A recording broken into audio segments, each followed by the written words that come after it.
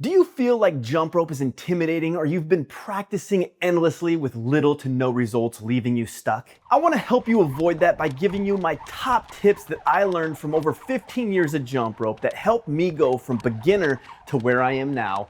Let's jump in. When I started jump rope, I was really bad. I could barely do 3 jumps before tripping and I almost quit. But luckily, a guy at my gym saw me struggling and had me try his rope, and it changed everything. I couldn't believe it. I was instantly able to do 10 to 20 jumps without missing with one simple change. That is the effect a good jump rope can have. So the first tip is don't get suckered into just buying a Walmart special and expect a good experience. Quality is key, but that doesn't mean you need to spend a lot of money on a rope. But there are a lot of options, so what should you get? Let's go over the 2 options I recommend for beginners and why. A beaded rope improves rope feel for timing and also moves a bit slower. This is a good rope for someone who feels that they don't have great coordination or fast reflexes yet. It's also quite durable for jumping outside without a mat. Next is a 6mm PVC rope. This rope offers a more crisp feel, allowing you to move it faster while also having more weight in the rope to produce great rope feel for timing and rhythm. This rope is great for former athletes or people who feel they have decent rhythm and coordination. But honestly, both are great options to have on hand, and by switching between ropes, it will help you develop even better rope feel and control. PVC ropes are my personal rope of choice, but it really comes down to personal preference. So if you can, try them both. While your rope can make a big difference, it isn't the end-all be-all. The next thing that made a huge difference for me was focusing on the basics. This proved invaluable for the speed at which I learned and ultimately mastered jump rope. But when most people are just starting out, they have no idea what the basics are, causing them to just wing it and see what happens. However, this is risky. The danger is it develops bad habits that you then have to spend a bunch of time breaking. So why not just learn the right way from the start and save a ton of time and headache? So what are the basics? They include form,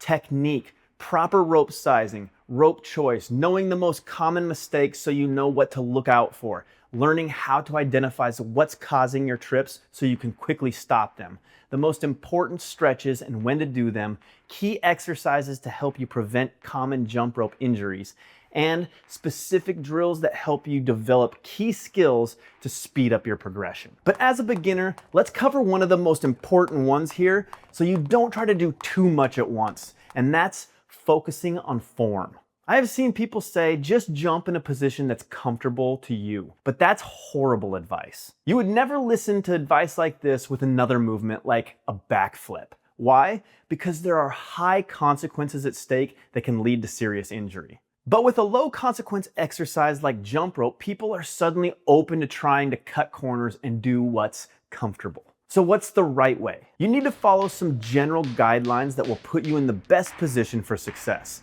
I've broken this into 3 steps to make it easy. First is head position and vision. I learned this the hard way playing baseball in high school. I was a good hitter, but I suddenly went into a pretty bad slump of striking out over and over. When I had my coach analyze my swing, he quickly pointed out my head position. I had developed a bad habit of tilting my head thinking I would see the pitch better. I made the correction, keeping my head up, and I started hitting the ball again. It was so simple it was dumb. This applies to jump rope too. You want to be looking at the ground about 15 feet ahead of you. This keeps you from looking down at your feet trying to use your vision to know when to jump instead of focusing on the feel of your rope. It also helps with something called proprioception, or your ability to sense your surroundings. This leads to better balance and posture. Next, you want to keep your arms in a good position that allows you to rotate the rope properly. Most beginners have their arms out wide or their elbows pinned to their body with their hands flared out to the side. This promotes poor rope rotation with the arms, severely limiting your ability to progress. You want very little arm movement. In order to get into good arm position, follow along. Start with your arms stretched out wide with the jump rope handles pointing out to the sides. Then flex your wrists so the handles now point straight up. Next, drop your hands down to your sides with straight arms. Your palms should be facing forward. Then begin to raise your hands up the frontal plane of your body. This is how you adjust for rope length. Your wrist should be flexed back as shown here, and your elbows pointing backwards. This position forces you to rotate the rope with your wrists instead of your arms and shoulders, creating very little movement and consistency in your rope path, which ultimately leads to less tripping.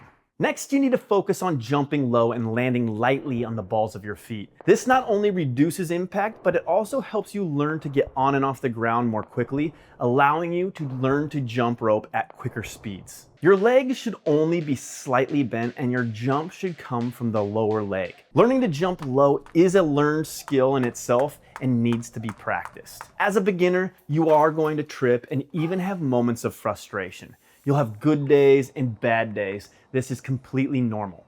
Even after 15 years, I still have days where I trip a lot more. What I've learned is when this happens, just set the rope aside and come back to it again tomorrow. But if you want to fast track your learning, I have resources to help you do that linked down below. And you can check out this video that will help you learn one of the most important skills in jump rope.